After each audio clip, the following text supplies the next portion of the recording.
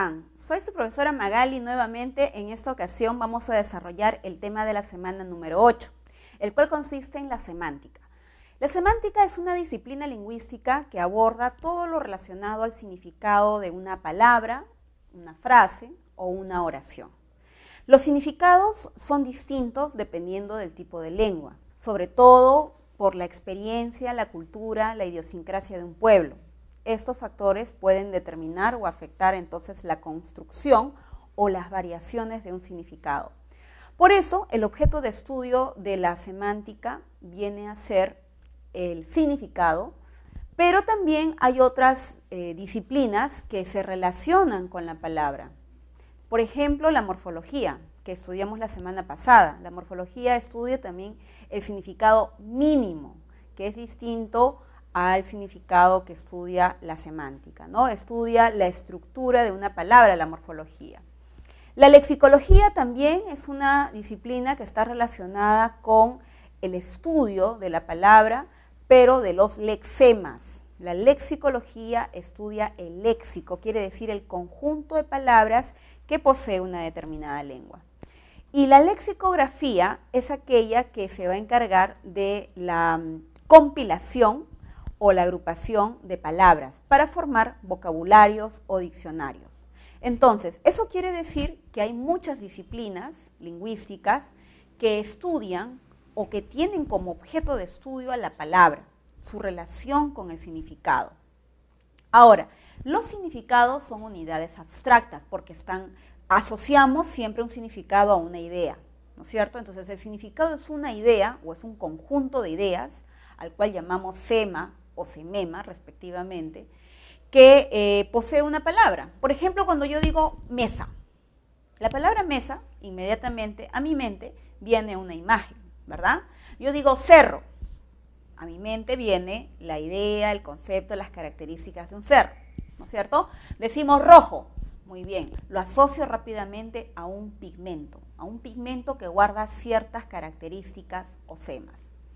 Entonces, esos son los significados, son unidades, son ideas, son nociones que las relacionamos mucho con alguna noción. Pero el significado es tan complejo que a veces no podemos asociar específicamente algo concreto, algo físico. La mesa es algo físico, el color rojo es algo físico.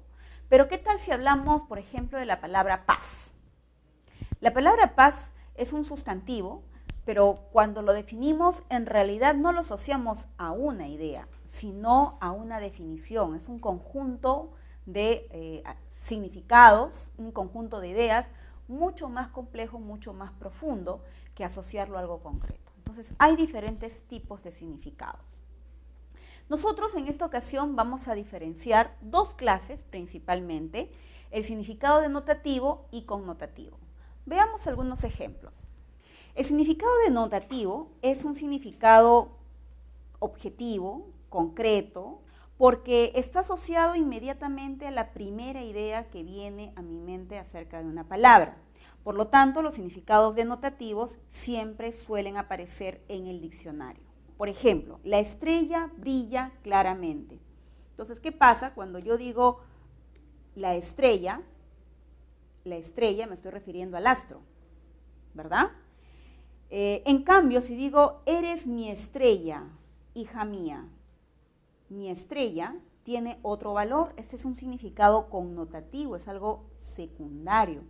Me da a entender que es una persona importante en la vida de esta persona, en el lugar de la madre o el padre, ¿no? Entonces, el significado connotativo es algo secundario. El significado connotativo merece una interpretación, una relación mucho más compleja, porque esto sí depende mucho de la cultura. Los significados connotativos no siempre están en el diccionario, generalmente están en la sociedad, está en el habla de las personas, en el estilo o la manera de hablar de un pueblo. Otro ejemplo, le puso la corona en la cabeza. La palabra cabeza se entiende que es la parte del cuerpo, por eso decimos el significado denotativo. En cambio, no pierdas la cabeza, por favor. Aquí significa a no perder la razón, a no perder el buen juicio. El contexto, en este caso de la oración, las palabras, las frases que la acompañan, me permiten determinarlo de esta manera. Sarita tiene bellas manos.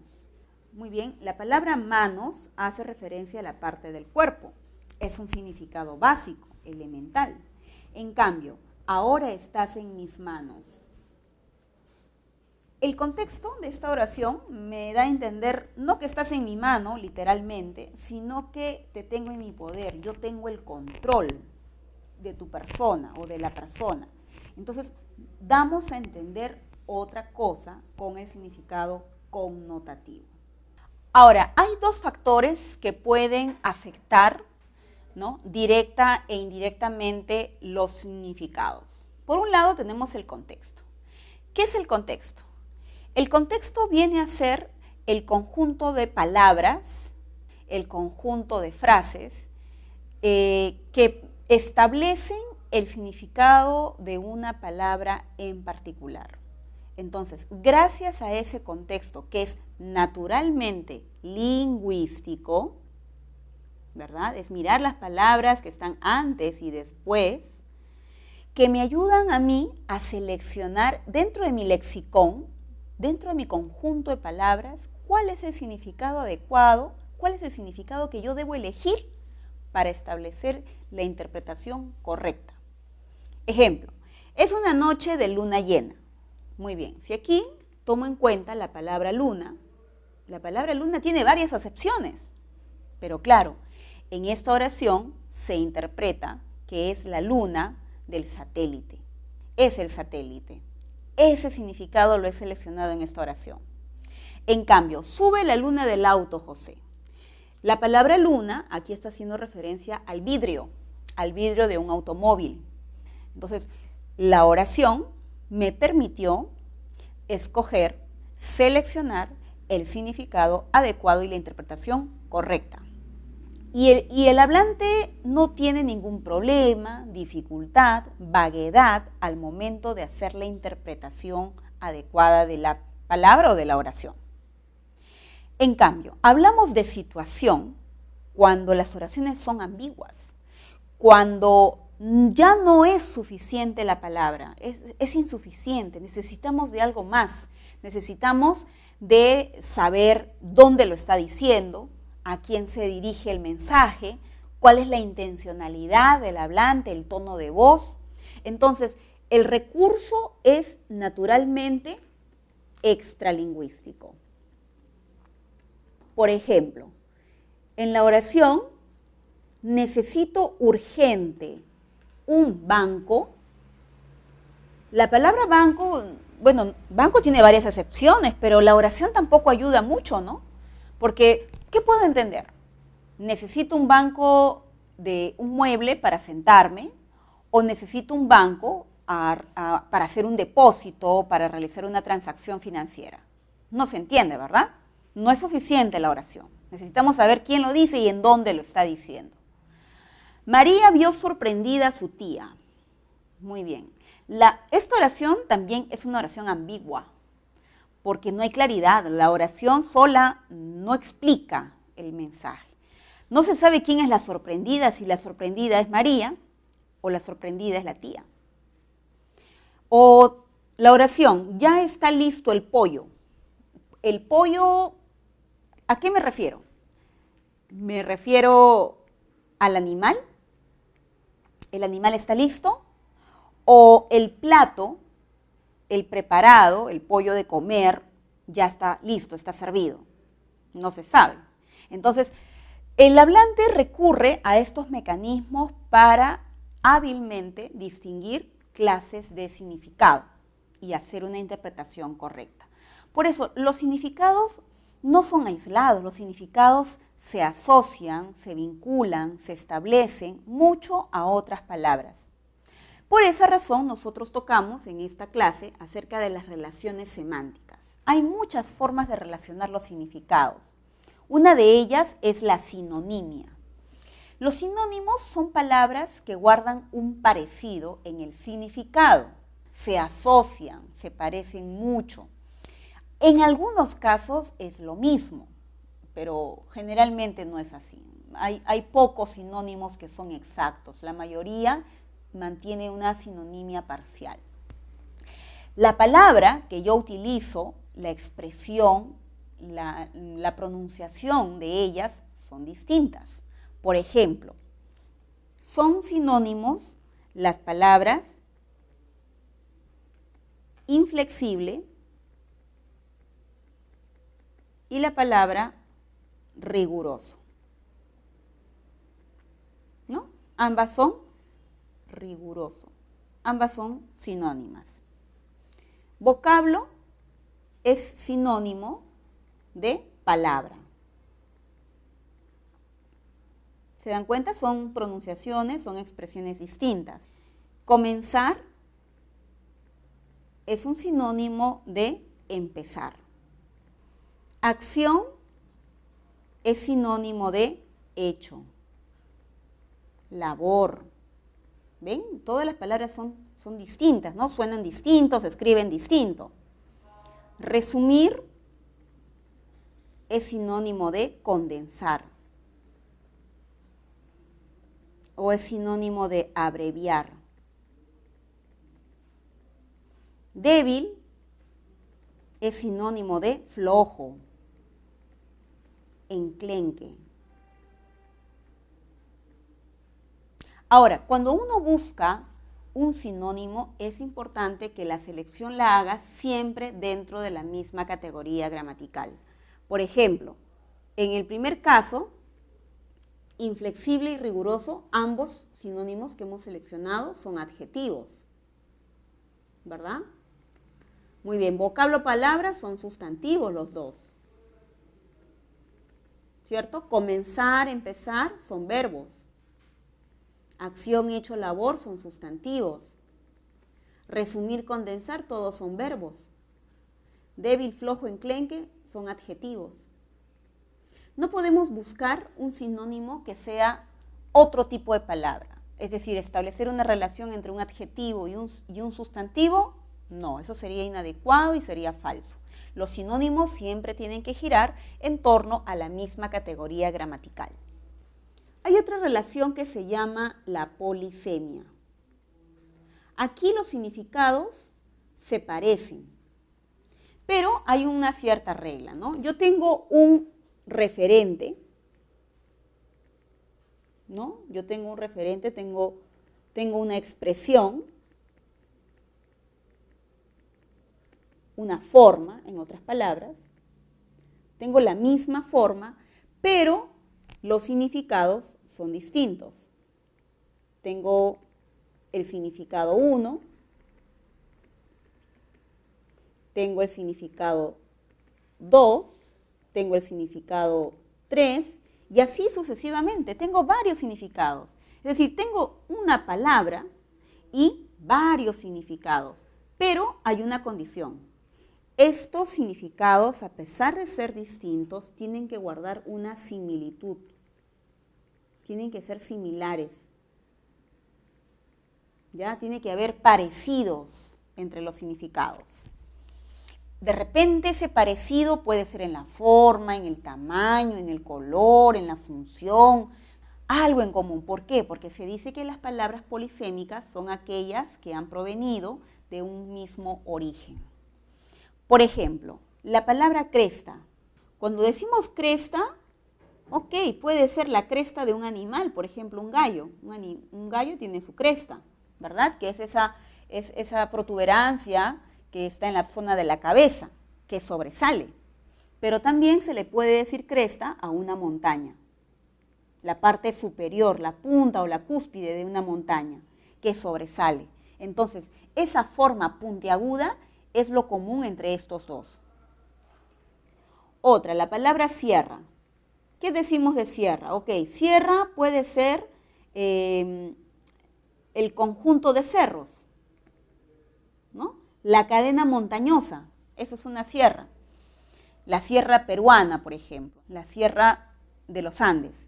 Pero también se le puede decir sierra a una herramienta. ¿Y qué pasa con estos dos significados? La forma de la herramienta es puntiaguda y tiene una forma de zigzag. Esa forma de zigzag es lo común que existe entre estos dos, o sea, este sema lo comparten, por eso son polisémicas.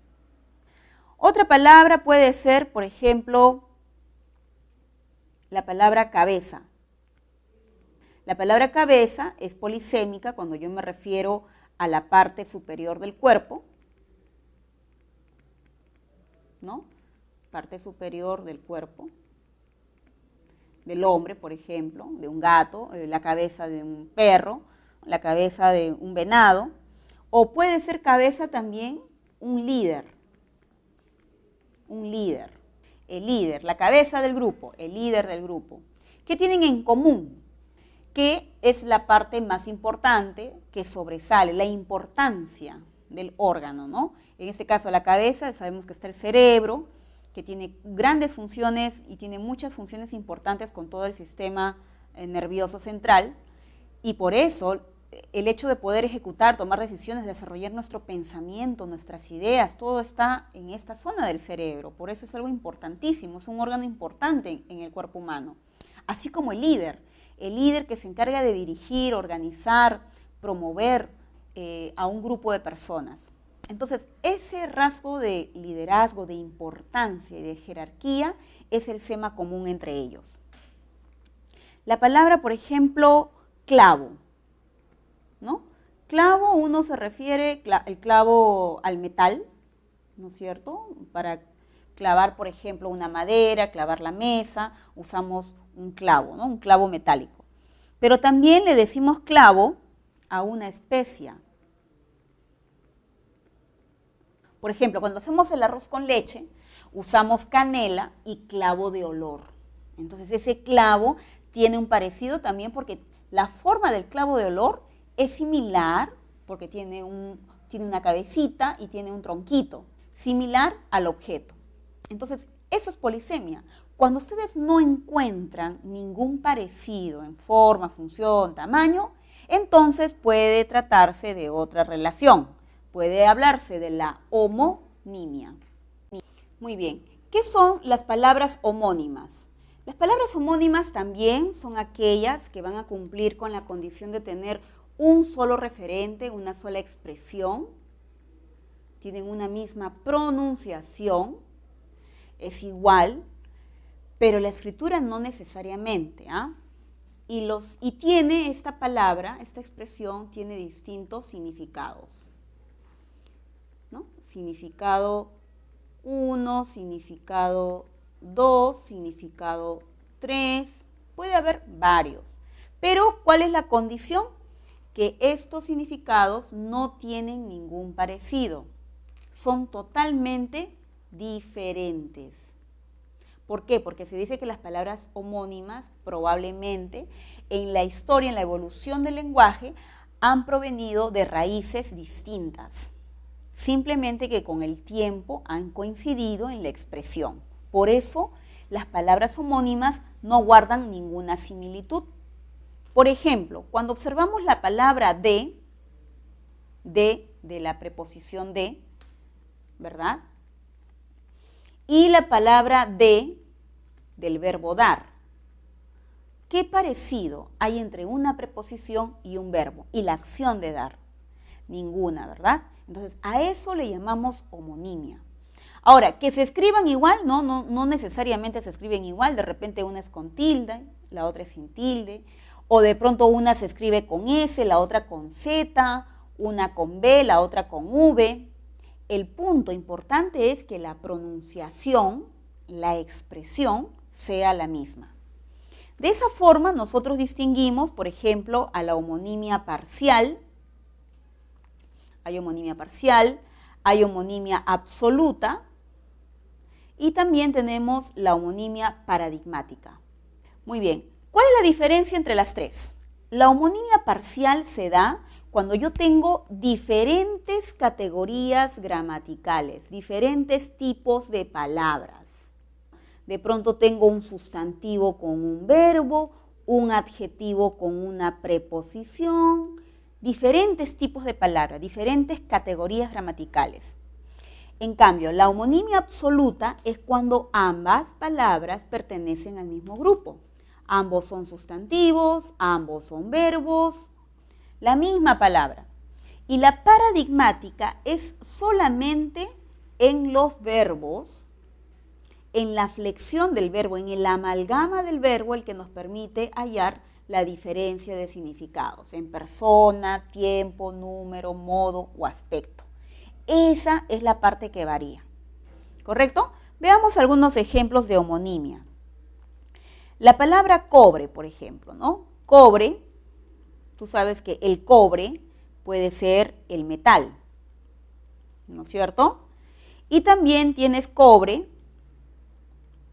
del verbo cobrar, el verbo cobrar, ¿no? Tal vez cobre este fin de mes. Ay, no, espero siempre cobrar el fin de mes, ¿ah? Bien, entonces tenemos dos palabras encontradas que se pronuncian igual, se escriben igual, pero no tienen ninguna similitud. El metal y la acción de cobrar no guardan relación. Pero ojo, uno es sustantivo y el otro es un verbo. Entonces, ¿qué homonimia sería? Una homonimia parcial. Muy bien, tenemos la palabra cola, ¿verdad? Cola. Cola puede ser un pegamento. La cola para pegar el papel, la hoja, la figura. Y también tenemos cola de rabo, ¿no es cierto? La cola del gato, la cola del perro. Muy bien, entonces, en este caso, tomando en cuenta esta referencia, decimos, bueno, no hay ningún parecido. ¿Qué parecido hay entre un pegamento y el rabo de un animal? Nada, ¿verdad? Entonces, eso es homonimia. Ahora, ¿qué clase de homonimia? Mirando su condición de palabra, el pegamento es un sustantivo y el otro también es un sustantivo. Entonces, ¿qué es? Homonimia parcial. Muy bien, a ver, otra categoría. La palabra haz. La palabra haz puede referirse a la forma imperativa del verbo hacer, ¿no es cierto? Hacer, haz la tarea, haz tus deberes. Y también hay haz, que significa atado o manojo de algo. Un atado de hojas, el haz de hojas, ¿no? Bueno, siempre y cuando estén referidas así, como yo veo, no hay parecidos, acá tengo un verbo y atado es un sustantivo. Entonces, esta relación es una homonimia parcial. Ahora, si yo digo haz del verbo hacer, ¿verdad? Y tengo el haz del verbo haber. Aquí estamos dentro de la misma categoría gramatical, ¿no es cierto? Verbo con verbo. Entonces, esta homonimia sería homonimia absoluta, porque los dos son verbos, absoluta. Bien, puede ser la palabra cara, ¿no? Cara del rostro, me lavo la cara, lávese la cara. Y cara también puede ser el precio de algo, o sea, lo costoso que puede ser un objeto, ¿no? Un bien. Como te das cuenta, tenemos un sustantivo y un adjetivo. Por lo tanto, la homonimia se va a llamar homonimia parcial. Ahora, la homonimia paradigmática les he dicho que solamente ocurre con los verbos que están conjugados. Por ejemplo, la palabra pedía puede ser yo pedía, primera persona, número singular.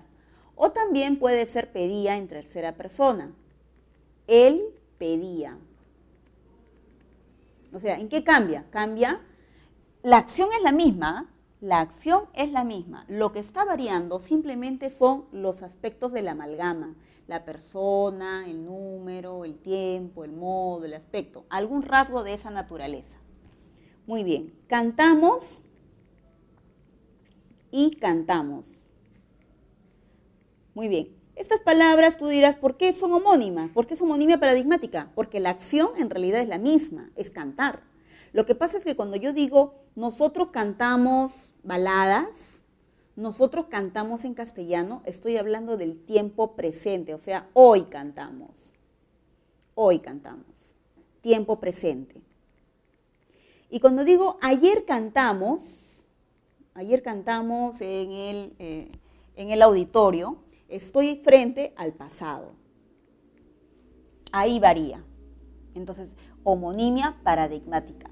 Recuerda, la acción siempre es la misma. Entonces, es muy difícil que tú te confundas una polisemia con una homonimia, porque en la polisemia había una similitud, en cambio en la homonimia no hay ningún parecido. Otra característica importante, las palabras homónimas también se pueden subdividir en palabras homófonas y en palabras homógrafas. A ver, ¿a qué se refiere homófona? ¿Qué te suena? Homófona, a igual sonido, igual pronunciación. ¿Verdad? Muy bien, entonces muchas palabras, como hemos visto, cobre, cobre, cola, cola, as, se pronuncian igual. Pero se le dice homógrafa cuando tienen la misma escritura. Entonces, cuando tú quieres subclasificar también o te preguntan por palabras homófonas y homógrafas, recuerda que te están planteando también palabras homónimas. Pero tú no puedes usar este criterio de clasificación para las palabras polisémicas. Por más que tú veas que las palabras polisémicas se escriben igual y se pronuncian igual. No, no es conveniente, por favor. ¿Sí? Bien. Bien, la antonimia. ¿A qué se llama antonimia? La antonimia es la relación por la cual las palabras se oponen en su significado. Son contrarios. Y esta antonimia se puede también subdividir en dos variedades, antonimia gramatical y antonimia lexical. La antonimia gramatical consiste cuando la oposición únicamente radica a partir de la presencia de algún prefijo. Por ejemplo, la palabra natural es antónima de antinatural. Formal es antónimo de informal. Justo es antónimo de injusto. Honesto es antónimo de deshonesto. Y bueno, como nosotros ya hemos estudiado y estamos recordando, trayendo a colación lo aprendido en morfología, tú te estás dando cuenta de cuáles son los prefijos, ¿verdad? Anti, que es negación, in, que es negación, in, que es negación, y des, que es negación. Entonces, en esos casos se repite. Bien, por otro lado tenemos la antonimia lexical, que quiere decir que ahora vamos a tener el lexema. El lexema nos expresa ya la idea de oposición. Y esta antonimia lexical se puede subdividir en varios tipos. Por un lado tenemos la antonimia lexical complementaria. ¿Por qué se le llama así? Porque los significados están totalmente opuestos. Es decir, se excluyen uno con el otro. Son excluyentes. Por ejemplo, o estás soltero o estás casado, ¿verdad? No puedes estar en las dos condiciones civiles. Soltero, casado. Limpio es opuesto a sucio. Educado es antónimo de ignorante. Factible es antónimo de irrealizable. Así como ecuánime es antónimo de injusto. Ahora, ojo, aquí estoy tomando toda la palabra, ¿verdad? Factible es antónimo de irrealizable. Ecuánime de injusto. Aquí tú estás viendo prefijos, pero no es el prefijo porque la oposición no es a través de un prefijo, ya que aquí tenemos otras raíces, ¿verdad? Otros lexemas. Aquí nada más es la asociación que existe en toda la palabra, toda la raíz con la otra raíz. ¿Ya? No confundir esto porque hay acá prefijos, no lo vayas a confundir con una antonimia gramatical. Ahora, se le dice antonimia lexical propia cuando los significados son de alguna medida o pueden ser graduables, se pueden comprobar físicamente. Y por eso la gran mayoría de antónimos propios son adjetivos. No todos, ¿no? Pero una gran mayoría, un buen número de palabras lo son. Por ejemplo, frío es antónimo de caliente. Entonces, la temperatura, tú sabes que es algo que se puede medir, se puede calcular físicamente, ¿no? Incluso se dice que la antonimia propia suele presentar una palabra intermedia, ¿no? Frío, tibio, caliente, porque es graduable. Muy bien, pequeño es antónimo de grande. Bueno, también tenemos mediano, ¿cierto? Día es antónimo de noche. Y hay también la tarde, y es tiempo, ¿verdad? Delgado es antónimo de grueso. Y es algo también que se puede medir físicamente. Entonces, esa es la característica de los propios. Y finalmente tenemos la antonimia recíproca. Esta antonimia ocurre únicamente cuando existe una implicancia, un vínculo entre ambas palabras. Como que la existencia de uno está en función a la existencia de lo otro. Como que el uno se vincula con el otro, como que son dependientes. Por ejemplo, abuelo es antónimo de nieto. Así como hijo es antónimo de padre. ¿Verdad? Así como dar es antónimo de recibir. O comprar es antónimo de vender. Claro, alguien da y otro recibe. Alguien compra y el otro vende. Entonces hay una relación, ¿no? Hay una dependencia, una codependencia con la otra palabra. Esos son los tipos de antónimos. Por otro lado tenemos la hiperonimia. La hiperonimia consiste cuando tú tienes una palabra de mayor jerarquía que incluye a otras palabras. ¿Ok? Es una palabra de un campo semántico grande. Por ejemplo, animal. Es una palabra, es un hiperónimo ¿de qué palabras? De palabras como perro, ¿verdad? Loro, de la palabra delfín, porque las incluye a todas, las agrupa a todas. Esa es la hiperonimia. Animal con respecto a perro es su hiperónimo. Animal respecto a loro es un hiperónimo. Animal respecto a delfín es su hiperónimo. País también es un hiperónimo. ¿Por qué? Porque incluye palabras como Perú, palabras como Chile, palabras como México, etcétera, ¿verdad? País es el hiperónimo de todas ellas. Muy bien, color. Colores hay muchos, ¿verdad? Tenemos el rojo, verde, azul. Entonces, color agrupa a todas, a varias palabras. Las agrupa. Esa es la hiperonimia.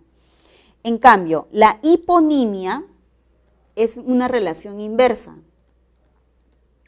La relación inversa, ¿por qué? Porque es un tipo o se incluye en otra palabra. Se incluye en. Por ejemplo, rojo es un hipónimo.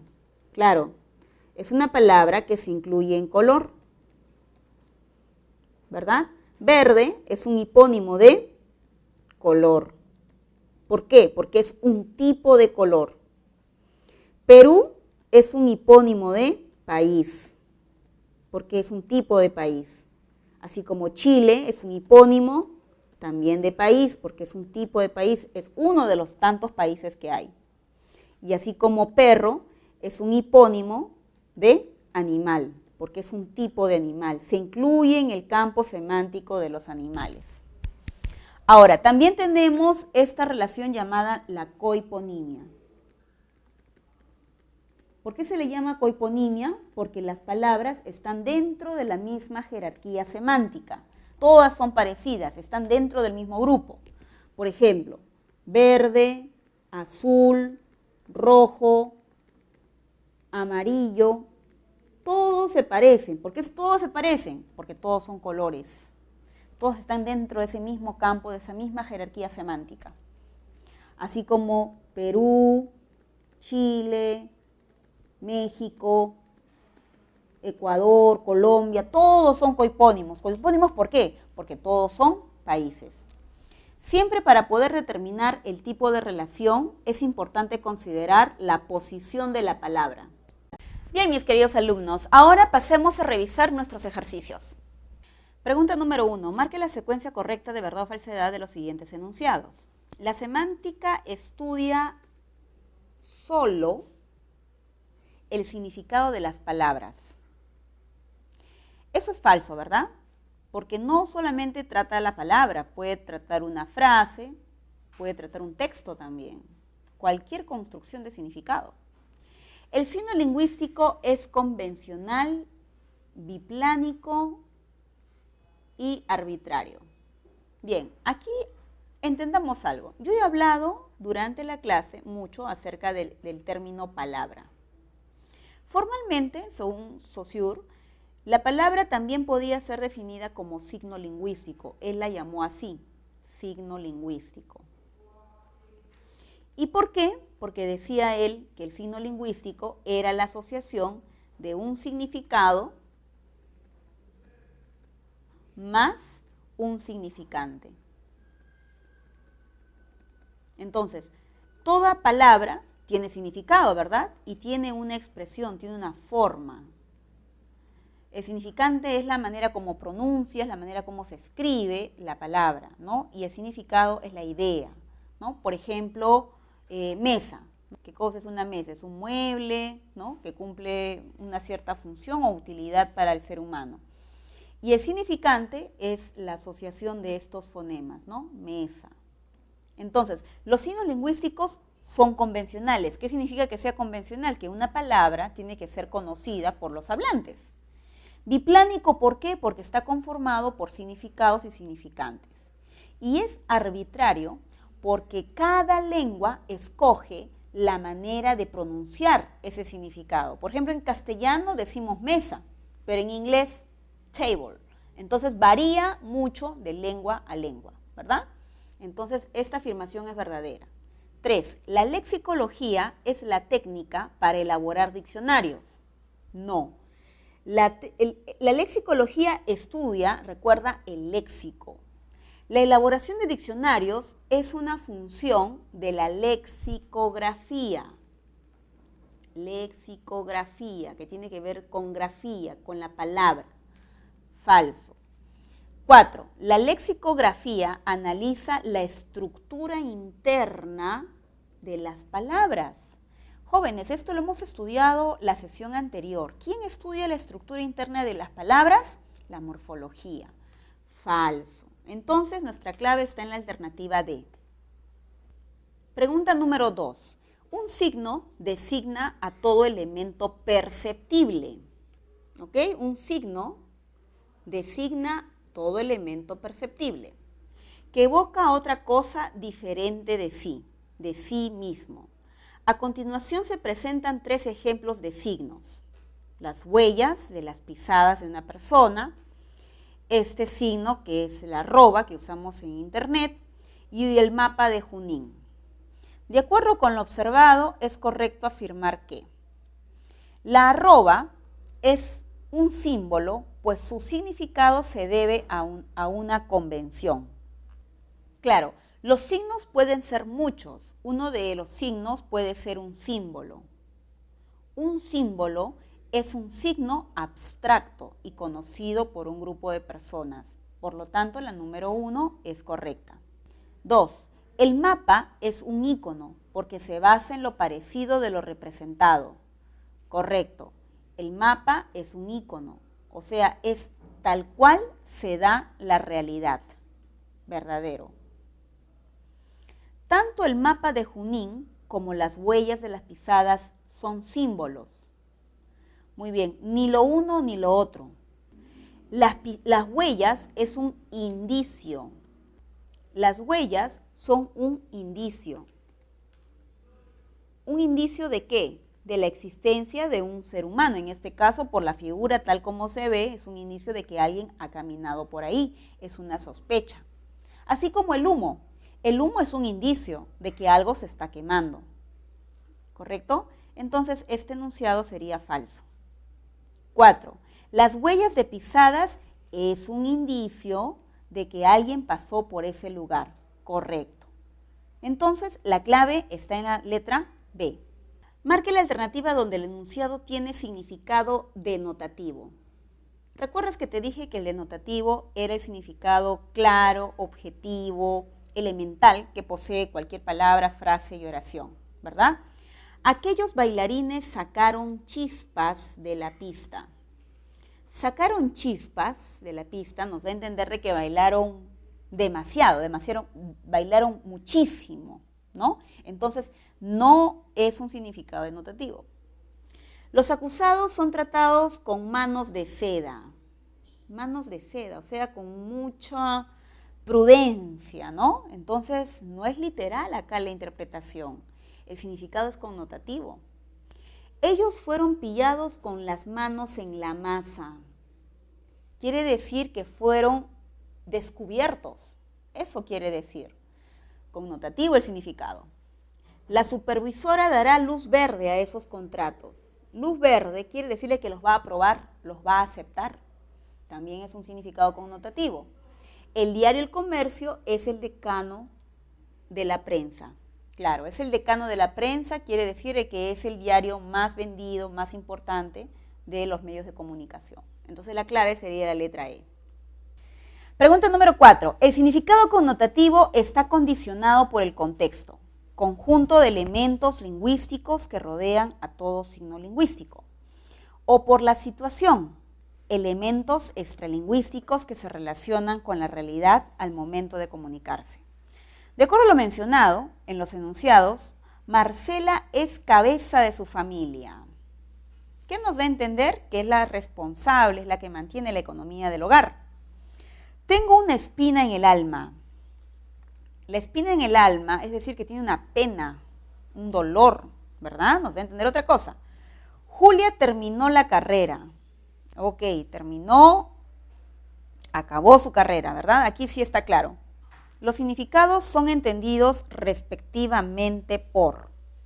Bueno, en el primer caso, Marcela es cabeza de su familia, el significado ha sido determinado por el contexto, ¿verdad? Es decir, las palabras que acompañaron a la palabra, el término cabeza, la oración.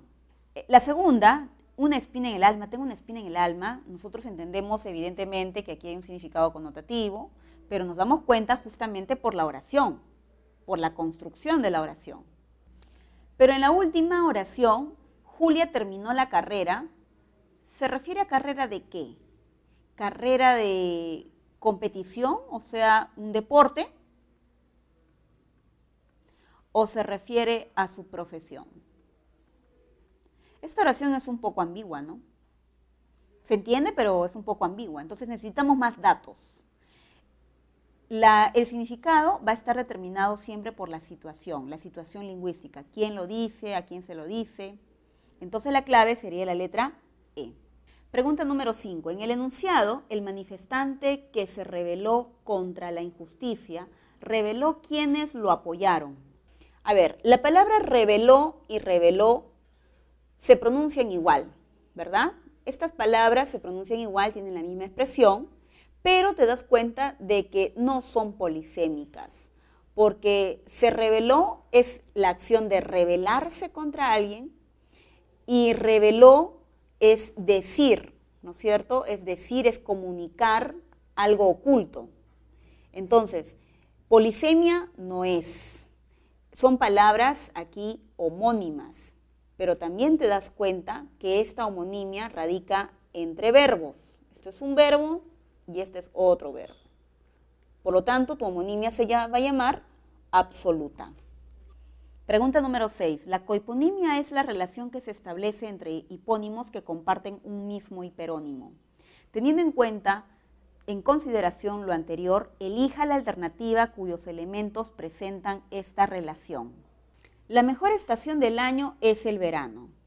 Muy bien, entre la palabra año, o entre la palabra, mejor dicho, estación y verano, ahí hay una relación de hiperonimia, ¿no es cierto? Hiperonimia. ¿Por qué? Porque estaciones son varias, verano, primavera, otoño, etcétera, ¿no? Muy bien, en la letra B dice siembra, culantro, margarita, azucena, pero aquí hay una cierta diferencia, ¿no? Culantro es una hierba, mientras que margarita y azucena son flores. Entonces, no todas estas palabras mantienen la misma relación. Acá hay distintos. No giran dentro de la misma jerarquía semántica de hierbas y flores, ¿no? Hay diferencias. En la letra C dice consumen arroz, avena, trigo, cebada. Bueno, aquí estas palabras mantienen una relación de cohiponimia porque todos giran en torno a los cereales. Compró el timón, las llantas, el espejo. Muy bien. Todas estas son partes de un vehículo, ¿verdad? Partes de un vehículo. Más bien, esta relación es una relación que tiene que ver con partes, ¿no? Partes de algo, pero no está el todo. Por eso no podría plantear de que existe meronimia. El día miércoles revisarán el examen. Bueno, aquí día y miércoles día hay muchos. También es un hiperónimo. Por lo tanto, la cohiponimia la notamos solo en la alternativa C.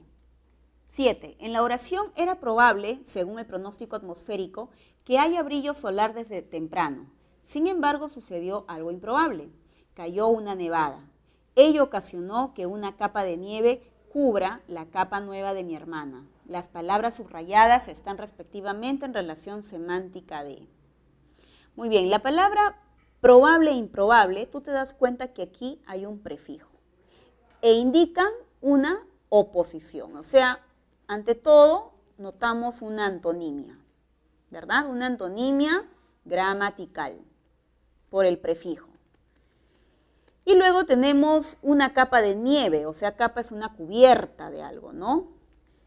Cubra la capa nueva de mi hermana, o sea, una prenda de vestir que protege a la hermana. Entonces, estas palabras son polisémicas.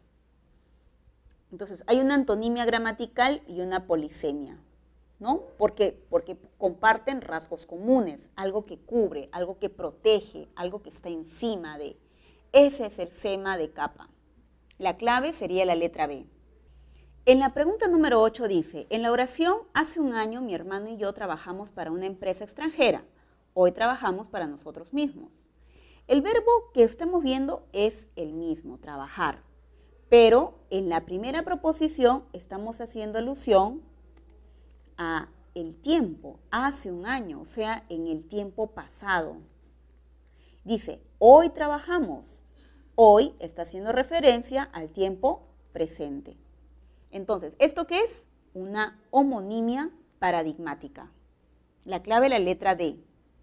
Pregunta número 9. En el enunciado, ayer por la mañana desde un antiguo salón escuché a un veterano maestro manifestarle a su discípulo que no debemos adoptar costumbres foráneas como si fueran oriundas. Las palabras maestro y discípulo están o se encuentran en relación semántica de.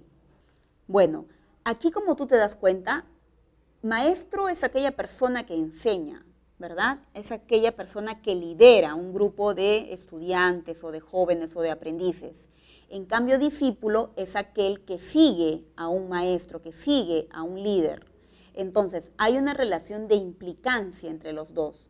Por eso, el vínculo es antonimia recíproca. La clave la vemos en la alternativa C. Pregunta número 10.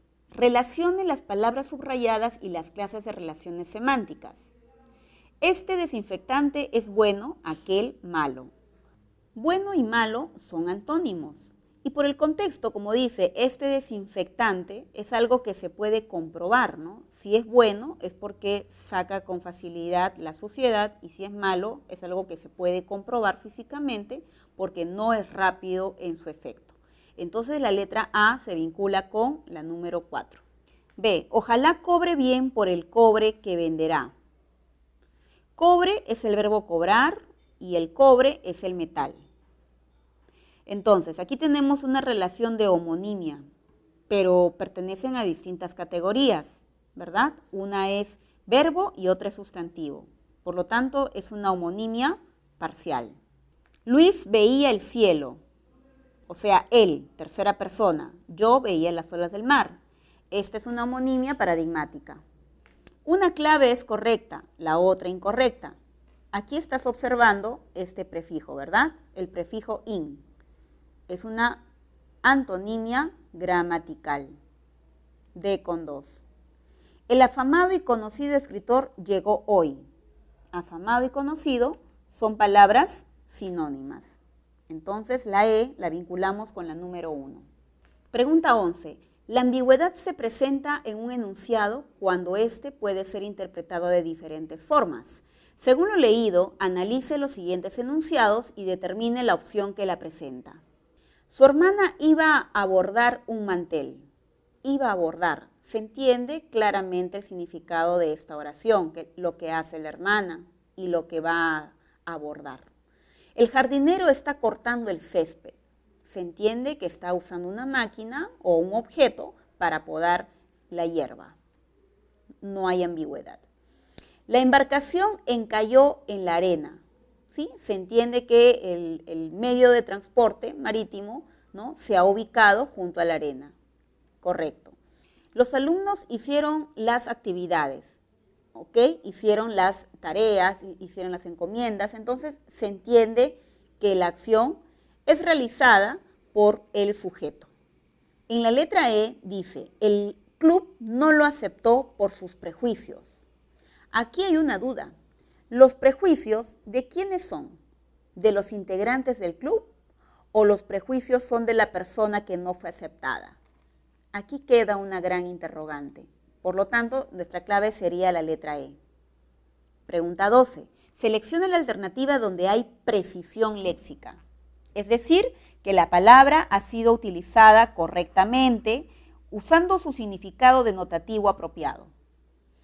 Letra A. Este joven estudiante ha tenido un fuerte resfrío. En lugar de decir ha tenido, debería decir ha padecido.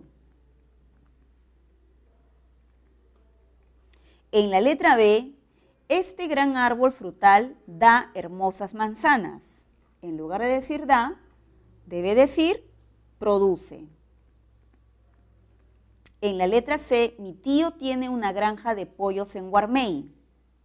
En lugar de decir tiene, que es un verbo inadecuado, debe ser posee. En la letra D, las hormigas infestaron la casa de mi abuela. Efectivamente, ¿no? El uso es preciso porque significa invadir.